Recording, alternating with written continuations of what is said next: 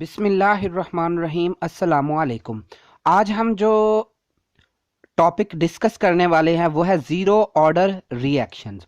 Zero order reactions होते क्या हैं? दूज केमिकल रिएक्शंस, ऐसे chemical reaction in which rates are independent of concentration of reactants, यानी कि जो रिएक्शन के रेट्स होते हैं वो इंडिपेंडेंट होते हैं कंसंट्रेशन ऑफ रिएक्टेंट्स पे। कहने का मतलब ये है कि ऐसे रिएक्शंस जिनके रेट्स की हमने स्टडी करनी है, लेकिन जो उनके रेट्स हैं वो डिपेंड नहीं करते होते किसके ऊपर?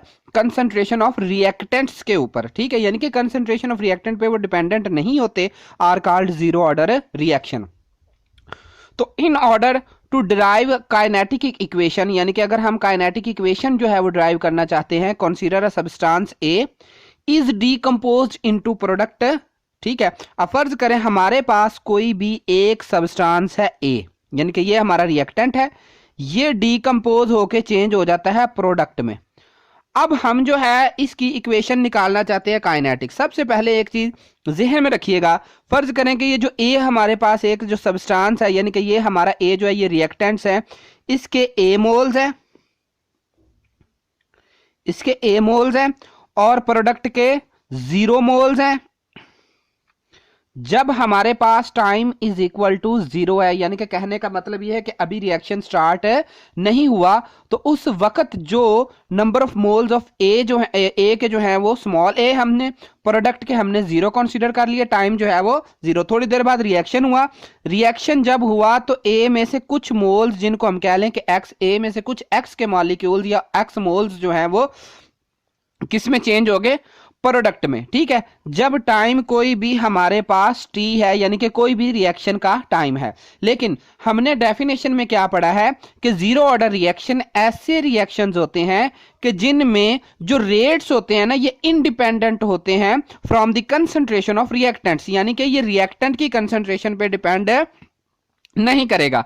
तो अगर हम इसका जो है वो रेट ऑफ रिएक्शन वैसे जर्नल तौर पे लिखें तो rate of reaction, rate of reaction जो होता है ये बेसिकली डिपेंड करता होता है हमारे कंसंट्रेशन ऑफ रिएक्टेंट्स की। अब इसकी पावर जीरो, क्योंकि ये कोफिशिएंट इधर कोई भी नहीं, इसकी पावर जीरो, जीरो की लिखा जीरो ऑर्डर है, क्योंकि ये कंसंट्रेशन जो है वो किस पे डिपेंड कर रही है? ये रिएक्टेंट्स पे बिल्कुल डिपेंड नहीं कर रही। जो है वो इस रिएक्शन का, जीरो ऑर्डर रिएक्शन का जो रेट है वो डिपेंड नहीं करता होता किसके ऊपर?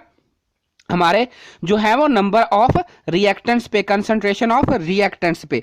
तो अब हम इसका जो है वो रेट ऑफ रिएक्शन को हम बेसिकली रिप्रेजेंट करते हैं dx ओवर dt। dx क्या है?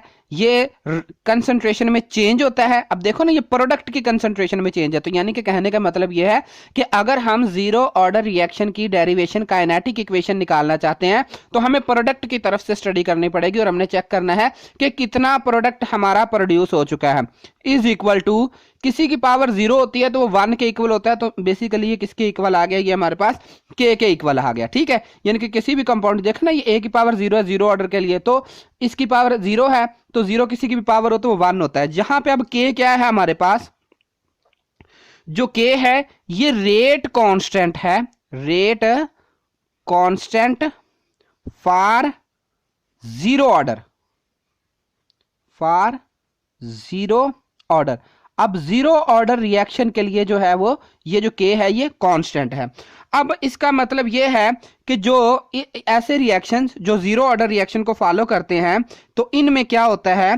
The rate of change, the rate of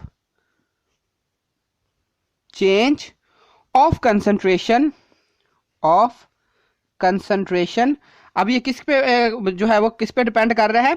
rate of change of concentration of product के ऊपर ये डिपेंड कर रहा है, प्रोडक्ट्स।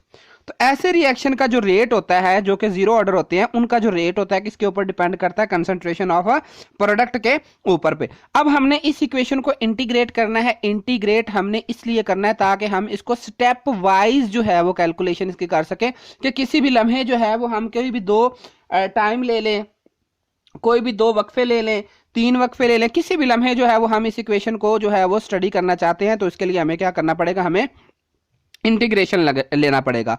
तो हम सबसे पहले जो है बिफोर इंटीग्रेशन, यानी कि in order to integrate this equation, in order to integrate this equation, इस इक्वेशन को हमने अगर इंटीग्रेट करना है, इस इक्वेशन को हम कोई भी नाम दे लेते हैं, इसको हम क्या लेते हैं, फर्ज करें ये इक्वेशन 1 है, तो in order to integrate this equation 1, अब सबसे पहले हमने करने हैं सेपरेट वेरिएबल्स करने हैं, सेपरेट द वेरिएबल्स,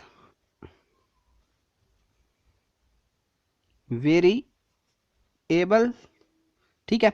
अब आपने सेपरेट कैसे करना है वेरिएबल, अब देखें एक्स वाली टर्म्स एक तरफ और बाकी सारी टर्म्स दूसरी तरफ ले जाना है, मतलब ये हो जाएगी dx इज इक्वल टू के डी टी, तो ये सेपरेशन कर देनी है आपने, एक्स वाली एक तरफ रख लेनी है और बाकी सारी दूसरी तरफ रख लेनी है। तो अब साथ ही आपने क्या करना है, इसको इंटीग्रेट कर देना है। अब देखिए इसको इंटीग्रेट किया, यहां पे इस चीज को हम ऐसे लिख सकते हैं, मैं रफ आपको समझा रहा हूं कि अगर लिखा हो dx तो इस चीज को आप लिख सकते हैं 1dx, ठीक है। और अगर ऐसे हम इसको लिख सकते हैं dx, तो इसका मतलब ये होगा 1dx इंटीग्रेशन के साथ। अब यहां पे आपने एक चीज जहन में रखनी है कि जो 1, अगर ये चीज इस तरीके से लिखी हो यानी कि 1dx हो, तो इस सारे का सॉल्यूशन x के इक्वल होगा, नंबर 1।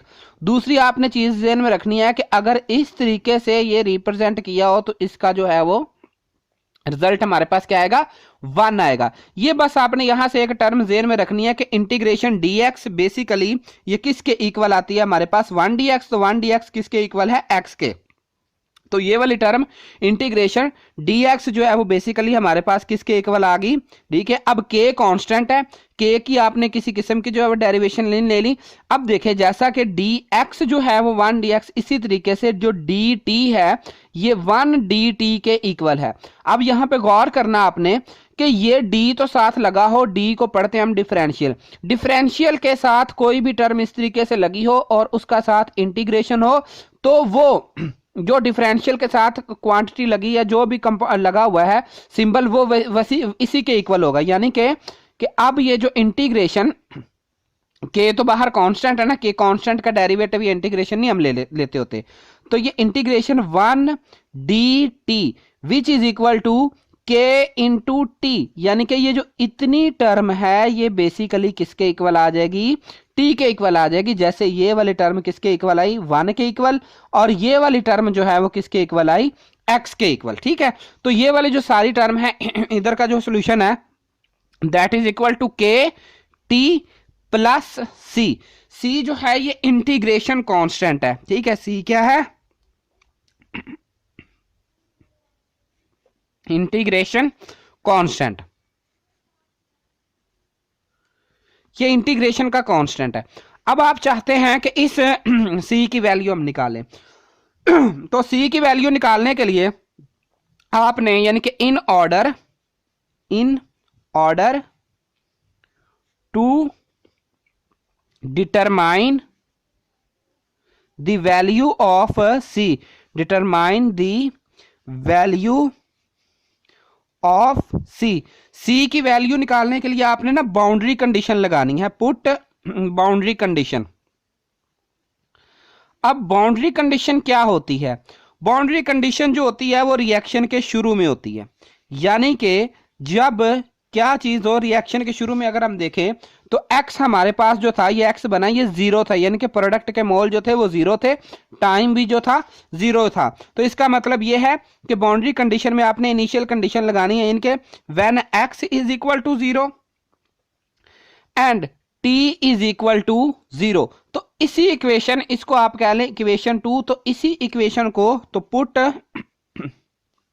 इन इक्वेशन 2, इक्वेशन 2 में यही वैल्यू आपने पुट कर देनी, क्या, x की जगह 0 पुट करें इज इक्वल टू के, t की जगह पर भी 0 पुट करें प्लस c, तो 0 is equal to K into 0 is equal to 0। तो ये जो चीज बनेगी ये किस पे बनेगी, C इज इक्वल टू 0। देखो ना, 0 को किसी में भी प्लस या माइनस करे तो वही रकम रहती है, तो C इज इक्वल टू 0। अब इस C की वैल्यू दोबारा इक्वेशन 2 में आपने पुट कर देनी है, तो आपने यहां पे लिखना है put the value of put C is equal to 0 in equation 2। Equation 2 में आपने C की वैल्यू जो है वो दोबारा 0 पुट करनी है। अब क्या है इक्वेशन 2 हमारे पास, x इज इक्वल टू के टी प्लस C था, अब प्लस 0 हो जाएगा, तो x इज इक्वल टू के टी। तो ये हमारे पास जो है इसको हम क्या लेते हैं इक्वेशन 3। तो जो k है ये रेट कांस्टेंट है फॉर जीरो ऑर्डर रिएक्शन। तो अगर हमें सिर्फ और सिर्फ टाइम का पता हो कि कितना टाइम है हमारे पास, कितने मतलब, तो हम x की वैल्यू जो वो आसानी के साथ पता कर सकते हैं। देखिए ना, k जो है कांस्टेंट है, ये किस पे डिपेंड करता है, ये रिएक्शन की कंडीशन पे डिपेंड करता है, और t जो है वो टाइम। तो ये फाइनल इक्वेशन है फॉर जीरो ऑर्डर रिएक्शन के लिए। अब आपने जो मतलब ये जो हमारे पास इक्वेशन 1 है, ये सिर्फ और सिर्फ हमें इस चीज के बारे में बताती है कि जो k है ये तो बेसिकली है ही कांस्टेंट, यानी कि इसकी वैल्यू जो है वो सारी की सारी कांस्टेंट रहेगी। अगर हम टाइम जानते हैं, यानी कि 5 मिनट है, 10 है, 15 है या 20 है, सेकंड में, मिनट्स में या आवर में, तो हम बड़ी आसानी के साथ हमारी x जो क्वांटिटी यानी कि प्रोडक्ट की वैल्यू को कैलकुलेट कर सकते हैं। अब जीरो ऑर्डर रिएक्शन की जो एग्जाम्पल क्या है, एग्जाम्पल, अब इसमें सारे वो रिएक्शन जो किसी भी तरह से रिएक्टेंट पे डिपेंड नहीं करते, उसमें सरफरस्त जो एग्जाम्पल आपके पास जो है वो है फोटोसिंथेसिस, यानी कि पौधे जो होते हैं ये सूरज की रोशनी को इस्तेमाल करके खुराक बनाते हैं, ग्लूकोज बनाते हैं। तो जो फोटोसिंथेसिस जो है ये किसकी एग्जांपल है, जीरो ऑर्डर रिएक्शन की। यानी कि जैसे ही जो प्लांट होता है, पौधा होता है, उसके ऊपर जैसे ही सनलाइट पड़ती है, जैसे ही सनलाइट पड़ती है तो फोटोसिंथेसिस का अमल शुरू हो जाता है। इसमें अब हम किसी सूरत भी रिएक्टेंट्स पर डिपेंड नहीं कर रहे होते, तो ऐसे रिएक्शन को हमने क्या कह देना होता है, जीरो ऑर्डर रिएक्शन। उम्मीद है आपको ये समझ आया होगा। तो अगर आपको मेरा लेक्चर अच्छा लगा हो तो प्लीज़ चैनल को सब्सक्राइब करके और कमेंट्स में अपने जो है वो राय का इजहार ज़रूर दीजिएगा। जज़ाकल्लाह, अल्लाह ताला आपके और मेरे इल्म में इजाफा फरमाए।